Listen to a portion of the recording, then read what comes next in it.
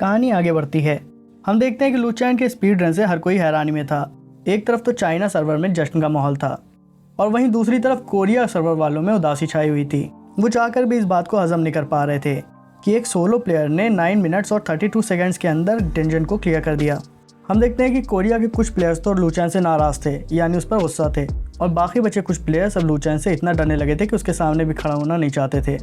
यानी लू चैन की इस विक्ट्री ने पूरे गेम में खलबली मचा दी थी। दूसरी तरफ हम देखते हैं कि लू चैन अब भी अपनी मिस्टेक से काफ़ी ज़्यादा परेशान था, लेकिन बाकी प्लेयर्स के पल्ले बात कहाँ पड़ने वाली थी कि इतनी बेहतरीन परफॉर्मेंस देने के बाद भी एनोनिमस क्यों इतना ज़्यादा सैड था। लू चैन वहाँ से निकल जाता है और रास्ते में सोचता है कि मैंने ऑलरेडी डंजन को 4 टाइम्स बीट कर लिया है और मेरा लेवल भी अब बढ़कर 17 हो चुका है, तो क्यों ना ग्राइंडिंग छोड़कर ज़रा इक्विपमेंट सेल किए जाएँ। जैसे वो वेपन्स और आर्मर को सेल करने की कोशिश करता है तभी एक विंडो उसके सामने पॉपअप होती है जिसमें एक अजीब सा मैसेज लिखा हुआ था, और वो मैसेज कुछ यूँ था: एक अनोनिमस प्लेयर के जरिए किंग केव डंजन को 10 मिनट्स के अंदर कंप्लीट किया गया है, जिसकी वजह से कल 10 बजे के बाद सर्वर दोबारा रिस्टार्ट होंगे और 24 आवर्स तक डबल एक्सपीरियंस इवेंट चलेगा।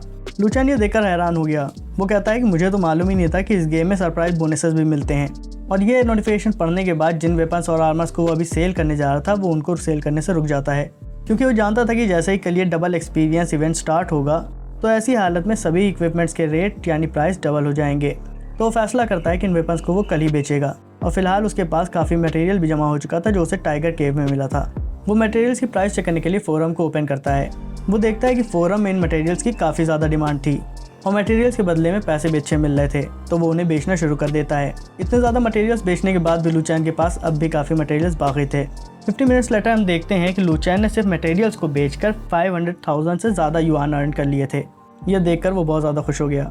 लू चैन को कभी भी उम्मीद नहीं थी कि सिर्फ मटेरियल्स इतने हाई रेट पे बिकेंगे, तो उसे वेपन्स और बाकी चीज़ें बेचने की ज़रूरत ही क्या थी। वो फैसला करता है कि वो दोबारा रेनाई पीक जाएगा और वहाँ से अपने डिवाइन बीस्ट कप को लेकर वापस आएगा और उनके साथ ही ग्राइंड करना शुरू करेगा, जिससे मटेरियल कलेक्ट करने के साथ साथ उसके डिवाइन बीस्ट का लेवल भी ग्रो होता रहेगा। और वो कुछ देर बाद डिवाइन बीस्ट को लेकर वापस केव में आता है और हंट करना शुरू कर देता है। हम देखते हैं कि कुछ देर बाद उसके पास ली मुआ का कॉल आता है। लू चैन उसका कॉल देखकर हैरान था कि आखिर इस आदमी ने मुझे कॉल क्यों कर ली। वो उसकी कॉल को पिक करता है और कहता है, कहो ली मुआ, कैसे याद किया। ली मुआ उसे बताता है कि मुझे तुमसे मटेरियल्स बाई करने हैं और हमेशा की तरह हमारा प्राइस दूसरों से बेहतर होगा, यानी हम तुम्हारे मटेरियल्स के लिए डबल प्राइस पे करेंगे। लू चैन वहाँ तो कोई रिएक्शन नहीं देता है, लेकिन अंदर से वो काफ़ी खुश था। वो कहता है कि तुम्हें कितने मटेरियल चाहिए। ली मुआ जवाब देता है कि हमें tiger tooth, tiger skin, tiger bone, tiger call, tiger claw, tiger heart, सभी पार्ट्स के 100 पीसेस चाहिए। लू चैन रिप्लाई करता है, नो प्रॉब्लम, तुम्हारा काम हो जाएगा।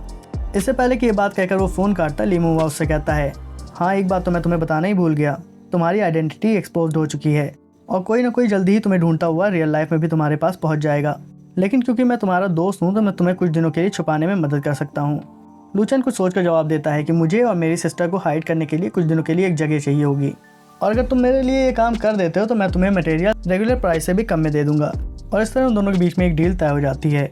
ली मुआ कॉल कट करके अपना हेलमेट उतारता है। उसका दोस्त उससे कहता है कि अब तो हमारे नेशनल सर्वर और फॉरेन सर्वर के बीच में गैप हो चुका है, यानी दुश्मनी हो चुकी है, और मैं इसलिए फिक्रमंद हूँ कि अगर ये दोनों सर्वर्स मर्ज हो गए तो वो लोग ज़रूर हमें बुली करेंगे।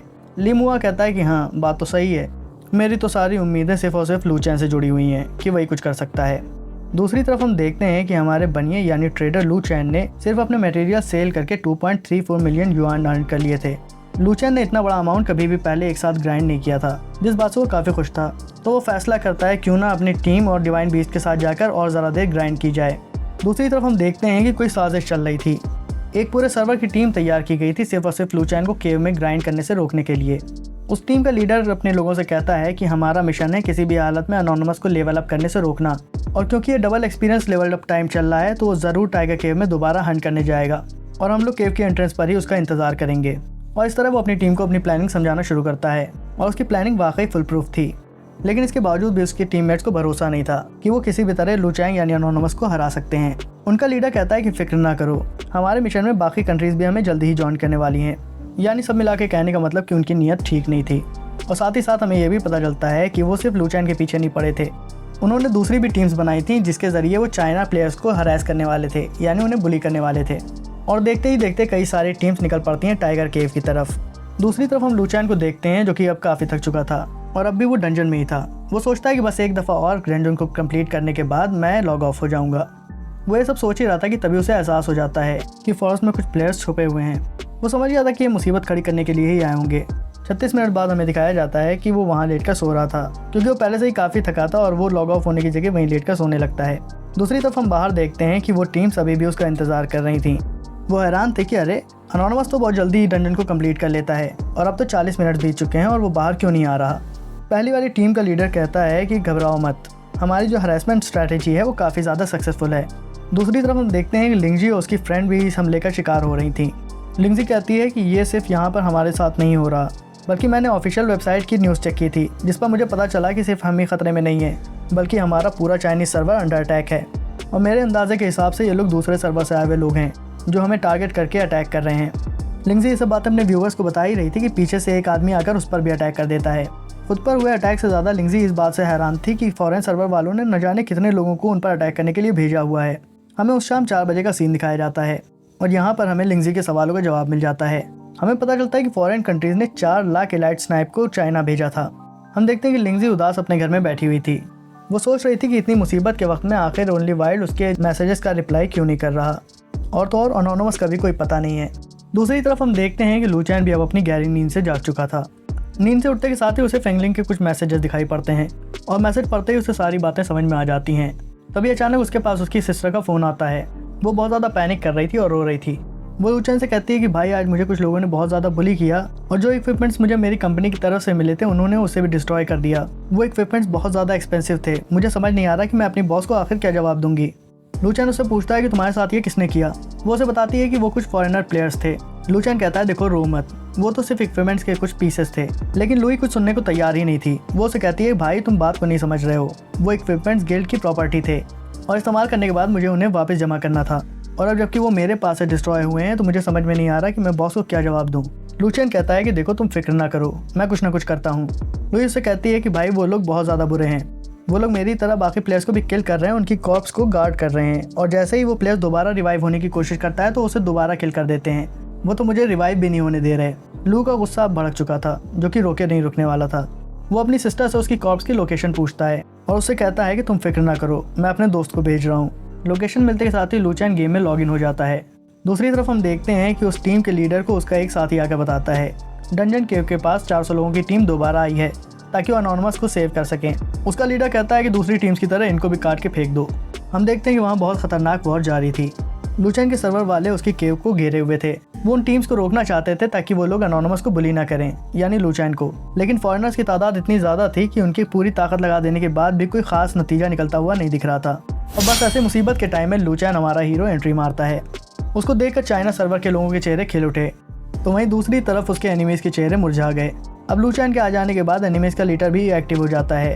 अब वो वॉर की जिम्मेदारी खुद अपने हाथों में लेता है और लूचैन पे पर्सनली अटैक कराना शुरू करता है। उसकी पूरी टीम फुल पावर के साथ लूचैन पर अटैक करती है, लेकिन जैसे उनके अटैक्स कनेक्ट होते हैं तो वही हुआ जो हमेशा होता है, यानी -1 डैमेज। एनिमीज़ का लीडर समझ नहीं पा रहा था कि आखिर ये आदमी इतना स्ट्रॉन्ग क्यों है, क्योंकि उसके सर्वर में और चाइना सर्वर में सिर्फ एक ही फ़र्क था, वो था डिवाइन बीस्ट का। लेकिन इससे पहले कि वो अपनी सोच को ख़त्म कर पाता, लूचैन बोलना शुरू कर देता है। लूचैन कहता है तेरी हिम्मत कैसे हुई मेरे सर्वर पर अटैक करने की, और अटैक तो दूर की बात, तूने यहाँ कदम कैसे रखा। बस इसी के साथ वो अपनी शॉट के अटैक करना शुरू कर देता है। टीम लीडर को हारता हुआ देखकर उसके बाकी साथी वहाँ से भागने लगते हैं। तभी उनका वाइस लीडर उन्हें भागने से रोकता है। वो कहता है कि अगर लीडर मर गया तो क्या हुआ, मैं तो यहाँ मौजूद हूँ तुम्हारे साथ, तुम भाग कैसे सकते हो। उसके मुंह का आखिरी वर्ड उसके मुंह में ही रह गया, क्योंकि तब तक लूचैन ने अपनी शॉट का अटैक कर दिया था और बाकियों की तरह वो भी कट के ज़मीन पर गिर पड़ता है। और हम देखते हैं कि उनकी इतनी बड़ी तादाद को लूचैन ने सिर्फ 20 मिनट्स के अंदर ही सिमटा दिया था। वो चाइना सर्वर प्लेयर से कहता है कि मुझे एक मोमेंट के लिए कहीं जाना होगा, तो क्या तुम इन इक्विपमेंट को जमा करने में मेरी मदद कर सकते हो। वो लोग पूछते हैं अनोनिमस क्या ये इक्विपमेंट्स हमारे लिए हैं। तभी एक दूसरा प्लेयर बोलता है हाँ क्यों नहीं, उन्होंने हमारे सारे के सारे इक्विपमेंट्स को डिस्ट्रॉय कर दिया है, तो अब हम उनके इक्विपमेंट से अपने नुकसान को पूरा करेंगे। लूचैन कहता है ऑफ कोर्स, हम उन्हें यूं ही तो जाने नहीं दे सकते, और वो उनका शुक्रिया करके वहाँ से निकल जाता है और वो पहुँच रहा था लुई के पास। हम देखते हैं कि लुई अब भी ज़मीन पर पड़ी हुई थी, यानी उसकी कॉर्प्स पड़ी हुई थी, और वो सोचती है कि काश यहाँ मेरे भाई का दोस्त ना आए, क्योंकि ये सिचुएशन उसकी पुरानी प्रॉब्लम से काफ़ी ज़्यादा बड़ी थी। वो ये सब सोच ही रही थी कि उतने में लूचैन आता है और वहाँ के सारे गार्ड्स को साफ कर देता है। लुई की आंखें हैरत से फटी की फटी रह गईं कि भला कोई इतना भी ताकतवर कैसे हो सकता है। लूचैन के उनको किल करने के बाद उनके ढेर सारे इक्विपमेंट जगह जगह बिखरे हुए थे, तो वो लुई और उसकी गिल्ड मेट से कहता है कि यहाँ जितने भी इक्विपमेंट्स हैं अब के बाद वो तुम्हारे हैं, क्योंकि उन फॉरेनर्स ने तुम्हारे इक्विपमेंट्स का काफ़ी लॉस किया है, तो इनसे तुम अपनी भरपाई कर सकते हो। लुई इसे देखकर शॉक थी और उसे थैंक्स कहती है। लुचियन उससे कहता है कि अगर तुम्हें किसी को थैंक्स कहना हो तो अपने भाई को कहो। और लुई की सारी चीज़ें सेटल करने के बाद लुचियन निकल पड़ता है केव एंट्रेंस की तरफ। केव एंट्रेंस में पहुंचते ही वो देखता है कि वहाँ सारे वेपन्स इकट्ठा किए जा चुके थे। वो लोगों से कहता है कि हमें यहाँ तक शिकार को लाने के लिए यहाँ एक चारा लगाना होगा, और वो चारे के तौर पे अपनी दोनों क्राई स्वार्ड्स को वहाँ लटका देता है। और उन लोगों से कहता है कि फॉरेन सर्वर वालों को उकसा कर या लालच दिलाकर किसी भी तरह इस केव के पास ले आओ। लिंगजी लुचियन की बात का मतलब पूरी तरह समझ गई थी। वो और उसके कुछ फॉलोअर्स इस काम में जुड़ जाते हैं, और लुचियन ने जैसा जैसा उनसे करने के लिए कहा था वो सिर्फ वैसा ही करते हैं। और हम देखते हैं कि ये टेक्निक काफ़ी ज़्यादा कारगर थी। कुछ ही देर में वहाँ पर एनिमीज आना शुरू हो जाते हैं, लेकिन हम देखते हैं कि वहाँ सिर्फ एनिमी फॉरेन सर्वर्स के लोग नहीं आए थे, बल्कि वहाँ वो लोग भी आए थे जो इस फाइट को देखना चाहते थे। उनको आता हुआ देखकर लिंगजी और उसके बाकी दोस्त फाइट के लिए रेडी हो जाते हैं। इससे पहले कि वो कुछ और कहते हैं, लुचियन उनसे कहता है कि सब लोग अपने वेपन्स उठाओ और लॉग ऑफ हो जाओ। लुचियन के फ्रेंड्स को उसकी काफ़ी फिक्र थी, लेकिन उनसे कहता है कि तुम बिल्कुल भी टेंशन न लो और यहाँ से लॉग ऑफ हो जाओ। वो लोग ऐसे ही करते हैं। लुचियन एनिमी के सामने जाकर खड़ा होता है और उनसे कहता है कि मैं तुम्ही सुअरों का इंतज़ार कर रहा था, और इसी के साथ बैटल स्टार्ट हो जाती है। हम देखते हैं कि हमेशा की तरह लुचियन उन लोगों को काटता जा रहा था। वो उन लोगों को इतनी स्किलफुली और बगैर किसी परेशानी के मारता जा रहा था कि एनिमीज के साथ साथ वहाँ खड़े हुए स्पेक्टेटर्स भी शॉक हो गए। और उनकी शक्लों से पता चल रहा था कि वो इस बात पे खुश थे कि उन्होंने एनोनिमस से दुश्मनी नहीं ली। खैर, सारे लोगों को डिफीट करने के बाद लुचियन अब उनके लीडर के पास पहुंचता है और उससे पूछता है क्या इन सब इंसिडेंट के पीछे तू ही मास्टरमाइंड है। एनिमीज का लीडर कहता है कि एनोनिमस, तुम किस बात पे इतना इतरा रहे हो? तुम्हारी पावर तो सिर्फ डिवाइन बीस्ट की वजह से है। क्या अगर हमारे पास भी डिवाइन बीस्ट होता तो तुम हमारा मुकाबला कर पाते? लुचियन को तो अब पता चला था कि ये लोग सोचते हैं कि उसकी पावर का राज डिवाइन बीस्ट है, लेकिन वो इस बारे में कुछ भी खास नहीं करता, बल्कि वो उनसे कहता है कि ये सिर्फ एक गेम है और मेरा कोई भी प्लान नहीं था इस गेम को सीरियसली लेने का, लेकिन अब तुम लोगों की हरकतों ने मुझे गुस्सा दिला दिया है, और ऐसा करने के लिए तुम्हें सबक तो सिखाना ही पड़ेगा। याद रखो, 5 दिनों के अंदर तुम्हें मेरे पास कंपनसेशन लेके आनी होगी और पूरे सर्वर के प्लेयर से माफ़ी मांगनी होगी। लुचियन की बातें सुनकर लीडर और उसके चमचे पागलों की तरह हंसने लगे। लीडर कहता है, एनोनिमस, तू मुझे पागल समझता है? क्या तुझे वाकई लगता है कि मैं तेरे पास कंपनसेशन लेके आऊँगा और तुझसे अपोलोजाइज़ करूँगा? साथ में उसके चमचे भी पीछे से लगे हुए थे। इससे पहले कि वो कुछ और बोलते, लुचियन कहता है, मैं शर्त लगाता हूँ कि तुम 5 दिनों से भी कम दिनों के अंदर अपोलोजाइज़ करोगे, और बस मुझे इतना ही कहना था। और इतना कहकर वो उन तीनों को भी मार देता है। कुछ देर बाद बाकी सर्वर के लोग भी लॉगिन हो जाते हैं और वो एनोनिमस को थैंक यू करने लगते हैं। लुचियन उनसे कहता है कि अभी ये मैटर ख़त्म नहीं हुआ है, लेकिन मैं अभी ज़रा थका हुआ हूँ, तो मैं आज रात रेस्ट करूँगा। हम देखते हैं कि लुचियन गेम से लॉग ऑफ होता है और सोने चला जाता है, और फाइनली 10 घंटे की नींद पूरी करने के बाद लुचियन वापस गेम में लॉगिन होता है। लुचियन के दिमाग में एक ही चीज़ चल रही थी, वो था रिवेंज, क्योंकि कल उन फॉरेनर्स की वजह से लुचियन टाइगर किंग डंजन में नहीं जा पाया, जिसकी वजह से उसका काफ़ी नुकसान हो गया था। लेकिन अब वो इस मामले को अपनी दौलत से ज़्यादा अपनी इज्जत से जोड़कर देख रहा था। लुचियन फाइनली फैसला करता है कि फॉरेनर्स चाहे जितनी भी दूर हों, लेकिन उन्हें ढूंढेगा और पनिश करेगा। इसी के साथ लुचियन आगे बढ़ता है और लॉस्ट गार्डन ऑफ ईडन की एंट्रेंस को ढूंढने लगता है, और कुछ देर बाद वो finally lost garden of Eden के एंट्रेंस को ढूंढ लेता है। और उसके लॉस्ट ईडन में कदम रखते के साथ ही एक वार्निंग हवाओं में गूंजने लगती है, server wide warning. Anonymous player ने लॉस्ट ईडन गार्डन को एक्टिवेट कर दिया है और server wide quest resist the invasion फिर से शुरू हो चुका है।